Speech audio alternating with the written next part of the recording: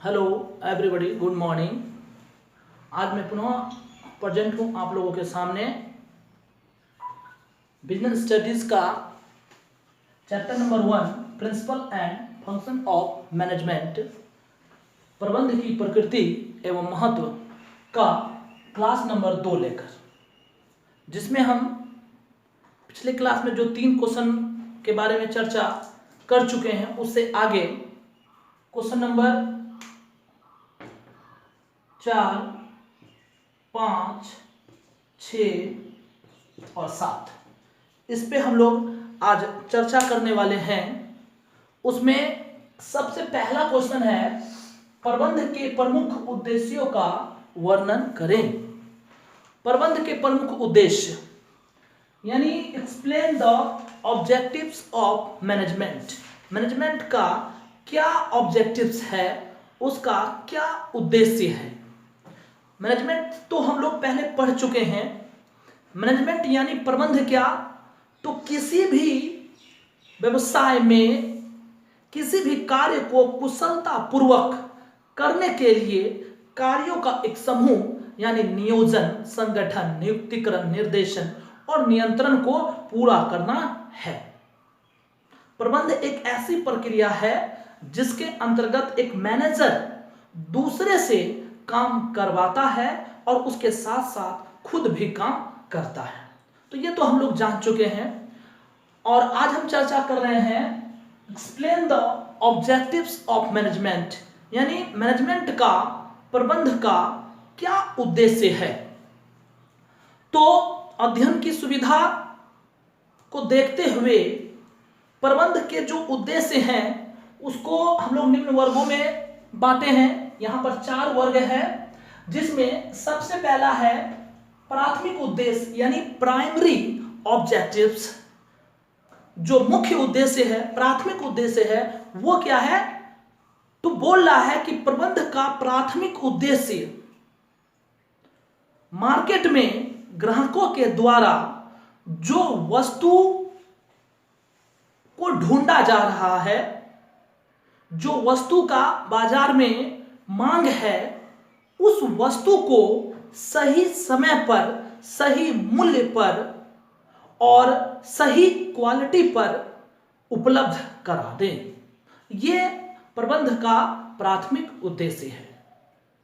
जब एक व्यापार अपने प्रोडक्ट को सही समय पर मार्केट में उपलब्ध करा देता है तो उसका प्रोडक्ट सही समय पर मार्केट में बिक भी जाता है और उससे जो व्यवसायी है, जो बिजनेसमैन है, उसको धन की प्राप्ति होती है और उस धन से वो बिजनेसमैन अपने कर्मचारियों को उचित प्रतिफल यानी कर्मचारी जो कार्य कर रहा है उसका पारिश्रमिक सही समय पर दे पाता है। तो मैनेजमेंट का प्राथमिक उद्देश्य क्या है, तो अपने प्रोडक्ट को, बिजनेसमैन के द्वारा अपने प्रोडक्ट को सही समय पर, सही मूल्य पर, सही क्वालिटी के साथ मार्केट में उपलब्ध कराना। उसके बाद देखिए, हाँ, तो मैनेजमेंट का दूसरा ऑब्जेक्टिव से है सहायक उद्देश्य, सेकेंडरी ऑब्जेक्टिव्स। तो सेकेंडरी यानी सहायक उद्देश्य किसे बोलते हैं, तो वह सारा कार्य जो प्राइमरी, ये जो प्राइमरी ऑब्जेक्टिव्स था, प्राथमिक उद्देश्य था, उसको पूरा करने में जो भी सहायक होता है उसको हम लोग क्या बोलते हैं, सहायक उद्देश्य बोलते हैं। ठीक है, क्या बोले कि वह सारा कार्य जो प्राथमिक उद्देश्य को पूरा करने में सहायक होता है उसे हम लोग सहायक उद्देश्य बोलते हैं। इसमें क्या आता है, तो विश्लेषण, परामर्श या फिर व्याख्या, ये कुछ कार्य हैं जो सहायक उद्देश्य के अंतर्गत किए जाते हैं। यदि कोई लोग किसी दूसरे के द्वारा किए जाने वाले कार्य का विश्लेषण करते हैं उसको सही परामर्श देते हैं या फिर उसका व्याख्या करते हैं तो वह कर्मचारी ठीक ढंग से कार्य करता है और उससे ये जो प्राइमरी उद्देश्य था वो सही ढंग से पूरा हो जाता है। ठीक है, तो ये क्या था, सहायक उद्देश्य जो प्राथमिक उद्देश्य को पूरा करने में सहायक होता है। ठीक, फिर तीसरा क्या है, पर्सनल ऑब्जेक्टिव्स यानी व्यक्तिगत उद्देश्य। तो ये व्यक्तिगत उद्देश्य क्या होता है, तो बोल रहा है कि एक फर्म में कार्यरत कर्मचारियों के लिए फर्म का जो दायित्व होता है उसे हम लोग व्यक्तिगत दायित्व कहते हैं। क्या बोले, एक फर्म में कार्यरत कर्मचारियों के प्रति फर्म का जो दायित्व होता है उसे हम लोग व्यक्तिगत उद्देश्य बोलते हैं, व्यक्ति के लिए फर्म का उद्देश्य बोलते हैं। एक कर्मचारी ही सक्रिय साधन होता है जो व्यवसाय में खुद कार्य करता है और अन्य जो साधन है उसका ठीक ढंग से प्रयोग करते हुए संस्था को सफलता की ओर ले जाता है। तो एक संस्था का उसमें कार्यरत कर्मचारियों के प्रति बहुत सारा दायित्व होता है, जैसे उसको सही समय पर सैलरी देना, समय समय पर उसे आराम देना, उसके बाद उसकी जो परेशानी है उसे सुनना। ठीक है, तो ये सारा क्या है, एक फर्म का अपने व्यक्तियों के प्रति दायित्व है, उसको हम लोग व्यक्तिगत उद्देश्य बोलते हैं। फिर क्या है, सामाजिक उद्देश्य। तो यहां पर एक बिजनेसमैन के लिए समाज किसे बोलते हैं, तो जिस समाज में बिजनेसमैन सामाजिक मतलब जिस समाज में बिजनेसमैन अपना बिजनेस करता है वह एरिया उसके लिए समाज कहलाता है। यहां पर पूरा देश भी उसके लिए एक समाज ही होता है। तो जिस एरिया में बिजनेसमैन बिजनेस कर रहा है उस समाज के प्रति भी एक बिजनेसमैन का बहुत सारा दायित्व है। तो इस दायित्व में क्या क्या आता है, तो उस समाज के लोगों को रोजगार देना, उस समाज के वातावरण को शुद्ध रखना, उसके लिए पेड़ पौधा लगाना, समाज के लोगों के लिए स्वास्थ्य का व्यवस्था करना, शिक्षा का व्यवस्था करना, समाज के लोगों को कम मूल्य पर वस्तु उपलब्ध कराना, ये सब क्या है, तो एक बिजनेसमैन का अपने समाज के प्रति कुछ दायित्व है जिसे हम लोग सामाजिक उद्देश्य कहते हैं। तो हम लोग देखें प्रबंध का मुख्य उद्देश्य 4 है, प्राथमिक उद्देश्य प्राइमरी ऑब्जेक्टिव्स, सहायक उद्देश्य सेकेंडरी ऑब्जेक्टिव्स, व्यक्तिगत उद्देश्य पर्सनल ऑब्जेक्टिव्स और सामाजिक उद्देश्य सोशल ऑब्जेक्टिव्स। ठीक है, तो ये क्वेश्चन तो हुआ कंप्लीट। आगे हम देखते हैं दूसरा प्रश्न जो है प्रबंध का क्या महत्व है, यानी what is importance of management. एक व्यवसाय में मैनेजमेंट का क्या महत्व है ना, प्रबंध का एक व्यवसाय में क्या महत्व है। तो देखिए सबसे पहला महत्व है प्रतिस्पर्धा का सामना करने के लिए, यानी आज प्रत्येक व्यवसाय में बहुत ही अधिक कंपटीशन है और इस कंपटीशन को फेस करने के लिए, अपने प्रतियोगियों का सामना करने के लिए मैनेजमेंट प्रबंध बहुत ही आवश्यक है। मैनेजमेंट के द्वारा एक बिजनेसमैन अपने व्यवसाय को सही ढंग से चला पाता है, जिसके कारण वो अपने प्रतियोगियों से आगे निकल पाता है, उसका सही ढंग से सामना कर पाता है। तो क्या बोले, प्रतिस्पर्धा यानी कंपटीशन का सामना करने के लिए इसका एक महत्वपूर्ण स्थान रखा गया है। फिर है निर्धारित लक्ष्यों को प्राप्त करना। प्रत्येक व्यवसाय का एक निश्चित उद्देश्य होता है, एक लक्ष्य होता है और उस लक्ष्य को पूरा करने में प्रबंध का बहुत ही महत्वपूर्ण स्थान है। प्रबंध के द्वारा कोई भी कार्य सुसज्जित ढंग से किया जाता है और उससे क्या होता है, जो संस्था का जो उद्देश्य होता है, जो एम होता है, उसको पूरा किया जा सकता है। फिर है उद्देश्यों का निर्धारण करना, यानी फर्म का जो उद्देश्य होता है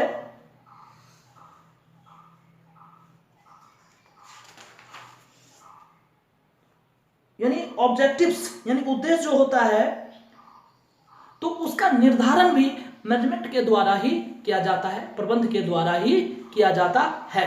प्रबंध के द्वारा उद्देश्यों को निर्धारित करते समय जो बिजनेसमैन है उसके पास जो उपलब्ध साधन होता है उसको ध्यान में रखा जाता है कि फर्म के पास कितना पूंजी है ना, कितना कर्मचारी है, कितना आवश्यक वस्तु है, उसी के आधार पर उसके लिए एक उद्देश्य को निर्धारित किया जाता है। फिर क्या है, व्यक्तियों का विकास करने के लिए महत्वपूर्ण स्थान है। हम जानते हैं कि प्रबंध के अंतर्गत संस्था में कार्यरत कर्मचारियों का विकास होता है, कर्मचारियों को कार्य सिखाया जाता है, उसे ट्रेनिंग दिया जाता है, वो काम करते हैं, उसके बदले उसको सैलरी दिया जाता है, जिससे उसका धीरे धीरे क्या होता है, विकास होता है। तो मैनेजमेंट का व्यक्तियों के विकास के लिए भी महत्वपूर्ण स्थान है। फिर क्या है, समन्वय स्थापित करने के लिए, समन्वय का मतलब होता है कोऑर्डिनेशन, अच्छा रिलेशन बनाना। एक संस्था में हजारों की संख्या में कर्मचारी कार्य करते हैं, वो अलग अलग जाति के होते हैं, अलग अलग उनका माइंड होता है, उनका अलग अलग एज होता है, सोचने का अलग अलग उसका कैपेसिटी होता है, लेकिन उन सारे का उद्देश्य एक ही होता है। तो मैनेजमेंट क्या करता है, उनके बीच तालमेल बैठाता है ताकि वो मिलजुल कर कार्य करे और संस्था के जो एम है उसको आसानी से प्राप्त कर सके। तो यहां पर अच्छा रिलेशन बनाने के लिए, समन्वय बनाने के लिए भी प्रबंध का महत्वपूर्ण स्थान है।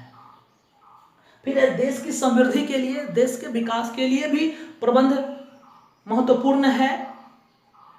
प्रबंध के द्वारा देश में हजारों की संख्या में व्यवसाय स्थापित हो रहे हैं, इससे बहुत ही अधिक मात्रा में प्रोडक्ट का उत्पादन हो रहा है, बहुत सारे कर्मचारियों को कार्य मिल रहे हैं, और इससे क्या हो रहा है, तो लोगों का तो विकास हो रहा है, उसके साथ साथ देश का भी विकास हो रहा है, देश भी समृद्ध हो रहा है। ठीक है, तो ये क्या था, तो प्रबंध का महत्व।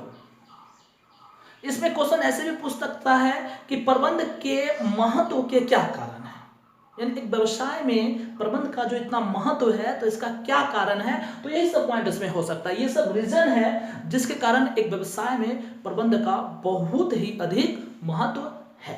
ठीक, देखिए उसके बाद अगला क्वेश्चन चलते हैं, प्रबंध के स्तरों का वर्णन करें, explain the levels of management. यानी एक व्यापार में, एक व्यवसाय में मैनेजमेंट का कितना लेवल है। तो देखिए मैनेजमेंट का जो लेवल है, 3 लेवल है। एक है उच्च स्तरीय प्रबंध, टॉप लेवल मैनेजमेंट, एक है मध्य स्तरीय प्रबंध, मिड लेवल मैनेजमेंट, और तीसरा है निम्न स्तरीय प्रबंध, लोअर लेवल मैनेजमेंट। होता क्या है, देखिए एक व्यवसाय में जो मैनेजर का लेवल होता है उसको एक त्रिभुज के द्वारा दिखाया जाता है। इसमें होता है टॉप लेवल मैनेजमेंट, इसमें होता है मिड लेवल मैनेजमेंट, और इसमें होता है लोअर लेवल मैनेजमेंट। एक संस्था में ये टॉप लेवल जो मैनेजमेंट होता है उसमें लोगों की संख्या कम होती है, फिर जैसे ही मिड लेवल आता है तो टॉप लेवल से थोड़ा उसका संख्या बढ़ जाता है, और जब लोअर लेवल में आता है उसका संख्या सबसे अधिक हो जाता है। तो एक व्यवसाय में टॉप लेवल मैनेजमेंट, उच्च स्तरीय प्रबंध क्या होता है, तो एक व्यवसाय में प्रबंधकों का सबसे ऊंचा स्तर, जहां पर बिजनेसमैन को रखा जाता है, यानी व्यापार के मालिक को रखा जाता है, और मुख्य प्रबंधक को रखा जाता है,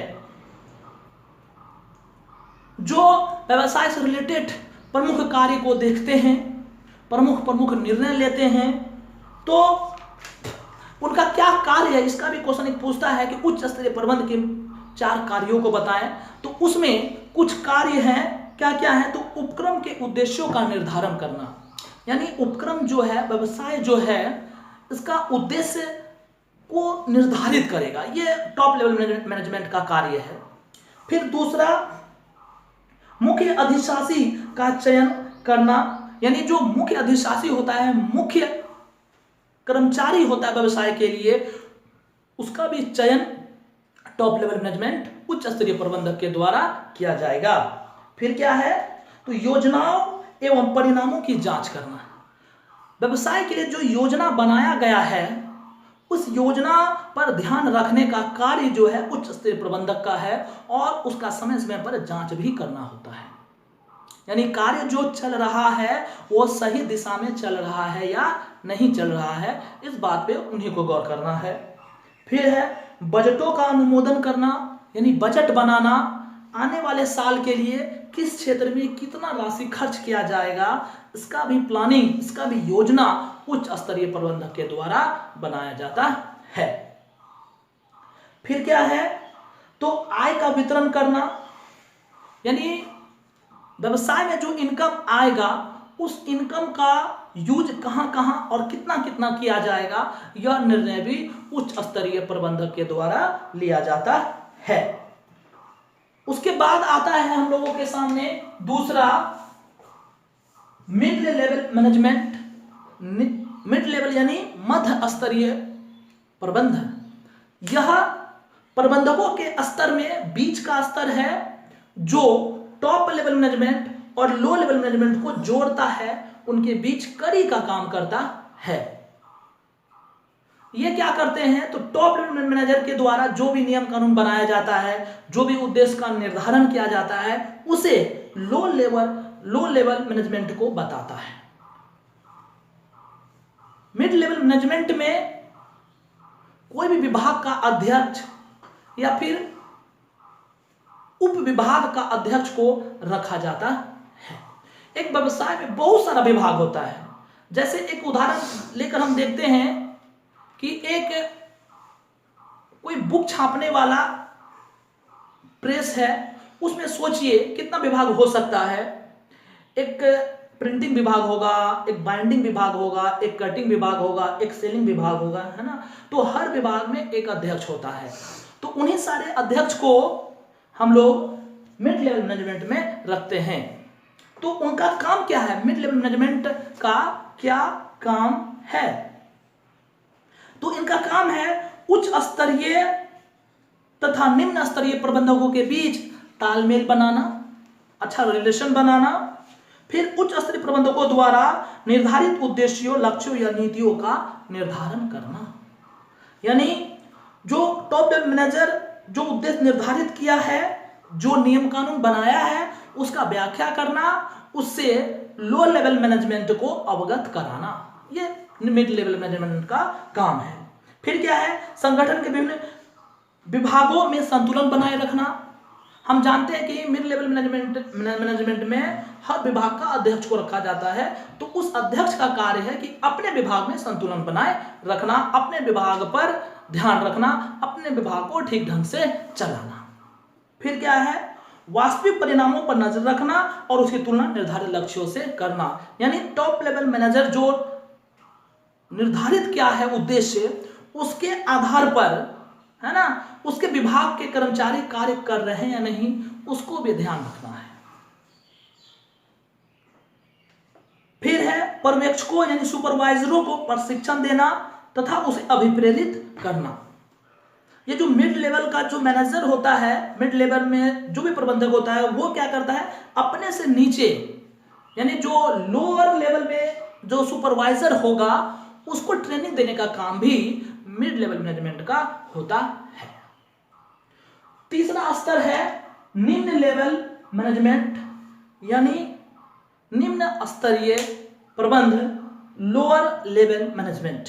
यह प्रबंध के स्तरों में सबसे नीचे का स्तर है, जिसका संबंध डायरेक्टली कार्य करने वाले कर्मचारियों से, मजदूरों से होता है। यह डायरेक्टली खड़े होकर कर्मचारियों से, जो लेबर होता है, उससे काम कराते हैं। इसमें सुपरवाइजर, फोरमैन, हम लोग घरेलू भाषा में बोल सकते हैं मुंशी, इन सबों को हम लोग निम्न लेवल मैनेजमेंट में रखते हैं। अब देखिए निम्न लेवल मैनेजमेंट का क्या काम है, लोअर लेवल मैनेजमेंट का क्या काम है, तो कर्मचारियों को कार्य सौंपना, उसे प्रशिक्षण देना तथा उसके लिए जो आवश्यक वस्तु है उसकी व्यवस्था करना। जो मजदूर है वो जो काम करेगा तो कौन मजदूर कौन सा काम करेगा ये सुपरवाइजर ही उसको बताता है। उसके लिए जो आवश्यक वस्तु है उसका भी व्यवस्था ये सुपरवाइजर ही करेंगे, इसका ये काम है। फिर बोल रहा है श्रमिकों को सलाह देना और उसकी सहायता करना। जो श्रमिक जो लेबर काम कर रहा है तो मुंशी का काम क्या है, उसको सहायता करना, उसको कार्य करने का तरीका बताना, उसको ट्रेनिंग देना, ये सारा। क्योंकि ये जो सुपरवाइजर होता है ये ट्रेनिंग मिड लेवल मैनेजमेंट से लेकर आता है, और मिड लेवल का जो लोग होता है मैनेजर वो टॉप लेवल मैनेजर से ट्रेनिंग लेकर आता है, और टॉप लेवल मैनेजर क्या करता है, विदेश से ट्रेनिंग लेकर आता है। ठीक है, तो ये सुपरवाइजर क्या करेगा, कर्मचारियों के लिए ट्रेनिंग का व्यवस्था करेगा, उसे ट्रेनिंग देगा। फिर क्या है, तो जो श्रमिकों की समस्या है उससे टॉप लेवल मैनेजर को अवगत कराना, क्योंकि कोई भी कर्मचारी डायरेक्टली मालिक से नहीं मिल पाता है, टॉप लेवल मैनेजर से नहीं मिल पाता है, तो इसकी जो समस्या होती है इसको लोअर लेवल का मैनेजर मिड लेवल के मैनेजर को बोलता है, और मिड लेवल का मैनेजर वो टॉप लेवल मैनेजर को बोलता है, तब जाकर कर्मचारियों की जो समस्या होती है उसे दूर किया जाता है। ठीक है, तो ये क्या था, तो लेवल था मैनेजमेंट का, 3 लेवल था, तीनों को हम लोग देखें और उसका कार्य देखें। ठीक है, उसके बाद देखिए, तो अब हम लोग क्वेश्चन नंबर 7 की ओर चलते हैं, जिसमें है प्रबंध के प्रमुख कार्यों का वर्णन करें। Explain the function of management, यानी मैनेजमेंट का क्या फंक्शन है, क्या कार्य है। मैनेजमेंट के अंतर्गत एक व्यवसाय में, एक फर्म में कौन कौन सा कार्य किया जाता है। तो देखिए, मैनेजमेंट के फंक्शन के बारे में विद्वानों के बीच एक मत नहीं है। कुछ विद्वानों का कहना कुछ और है, कुछ विद्वानों का कहना कुछ और है, लेकिन कुंटज एवं ओडोनेल एक अर्थशास्त्री है जिन्होंने प्रबंध के मुख्यतः 5 कार्यों के बारे में बताया है, उसी का आज हम चर्चा करेंगे। तो कुंटज और ओडोनेल के अनुसार प्रबंध के मुख्यतः 5 फंक्शन है, 5 कार्य है, जिसमें पहला है नियोजन यानी प्लानिंग, दूसरा है संगठन यानी ऑर्गेनाइजेशन, तीसरा है नियुक्तिकरण यानी स्टाफिंग, चौथा है निर्देशन यानी डायरेक्टिंग, और 5वां है नियंत्रण यानी कंट्रोलिंग। तो हमको जानना है कि ये नियोजन यानी प्लानिंग होता क्या है, प्लानिंग क्या है। तो बोल रहा है कि किसी भी कार्य को प्रारंभ करने से पहले, किसी भी कार्य को आप करने जा रहे हो तो उससे पहले उससे रिलेटेड आप प्लानिंग कर लो, उसका नियोजन बना लो कि आप जो कल होके करने वाले हो तो कहां, कब, कैसे, क्यों, किसके द्वारा कितना करना है, इसके बारे में पहले से प्लानिंग करना ही, पहले से योजना बनाना ही प्लानिंग है। प्लानिंग, नियोजन प्रबंध का सबसे पहला कार्य है ना, जिसके अंतर्गत भविष्य में आने वाले समय में आप क्या करने वाले हैं, कहां करने वाले हैं, इस बात को पहले ही तय करना प्लानिंग है, नियोजन है। यदि आप बिना प्लानिंग किए किसी कार्य को प्रारंभ करते हैं तो निश्चित रूप से आप जो है सफल नहीं हो पाएंगे। तो आप यदि सफल होना चाहते हैं किसी भी कार्य में, तो उस कार्य को प्रारंभ करने से पहले आप उस कार्य से रिलेटेड अपना पूरा प्लानिंग, पूरा नियोजन बना लें। बिना प्लानिंग के कोई भी कार्य ठीक उसी प्रकार होता है जिस प्रकार ट्रेन में बिना ड्राइवर का ट्रेन या बिना गार्ड का ट्रेन, ठीक है, उसको दिशा देने वाला कोई नहीं होता है और उस परिस्थिति में ट्रेन ठीक ढंग से नहीं चल पाता है। ठीक है, उसके बाद क्या है, तो ऑर्गेनाइजेशन यानी संगठन। आप जब प्लानिंग कर लेते हैं कि आपको कहां, कब, कैसे, क्या करना है, तो वो प्लानिंग को पूरा करने के लिए आपको बहुत सारे लोगों का आवश्यकता होगा। तो उसके लिए हम लोग क्या करते हैं, अपने आवश्यकता के आधार पर किस किस तरह के लोगों का हमको जरूरी है उसको ध्यान में रखते हुए लोगों का एक समूह बना लेते हैं, जिसको हम लोग प्लानिंग बोलते हैं। ये ऑर्गेनाइजेशन यानी संगठन बोलते हैं। संगठन करना ये प्रबंध का दूसरा कार्य है। यदि आप संगठन नहीं बनाते हैं तो आपका प्लानिंग ही रह जाएगा, वो कभी भी पूरा नहीं होगा। ठीक है, तो संगठन बनाना ये प्रबंध का दूसरा कार्य है। फिर क्या है? नियुक्तिकरण यानी स्टाफिंग। नियुक्तिकरण यानी स्टाफिंग यानी स्टाफों को उसकी योग्यता के आधार पर कार्य पर नियुक्त करना। संगठन बना लेने के बाद एक प्रबंधक कर्मचारियों की योग्यता के आधार पर उसे काम सौंपता है। तो इसे हम लोग क्या बोलते हैं? स्टाफिंग यानी नियुक्तिकरण। फिर क्या है? निर्देशन यानी डायरेक्शन देना। कर्मचारियों को कार्य सौंप देना ही नहीं है, यानी कर्मचारी को कार्य सौंप देने से वह खुद काम नहीं करता है, वो फिर भी मैनेजर के डायरेक्शन का वेट करता है।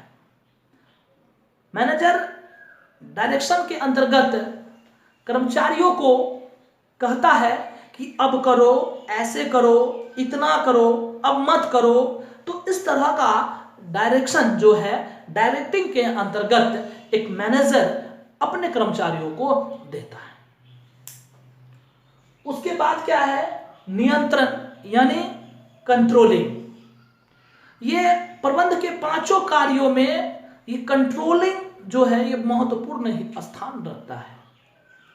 कंट्रोलिंग का मतलब हुआ एक मैनेजर के द्वारा अपने अधीन कार्यरत कर्मचारियों पर कंट्रोल करना, नियंत्रण स्थापित करना।